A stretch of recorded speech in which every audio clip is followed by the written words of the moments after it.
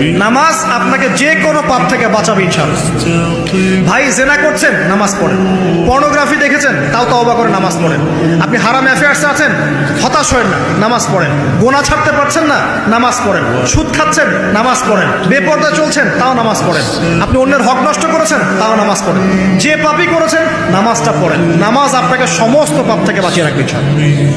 ইনশাআল্লাহ আস্তে আস্তে ইনশাআল্লাহ দেখবেন সব পাপ থেকে আপনি দূরে চলে আসছেন ইনশাআল্লাহ তাআলা। নামাজ আপনাকে যে কোনো পাপ থেকে বাঁচাবে ইনশাআল্লাহ। ভাই জেনা করছেন, নামাজ পড়েন। পর্নোগ্রাফি দেখেছেন, তাও তওবা করে নামাজ পড়েন।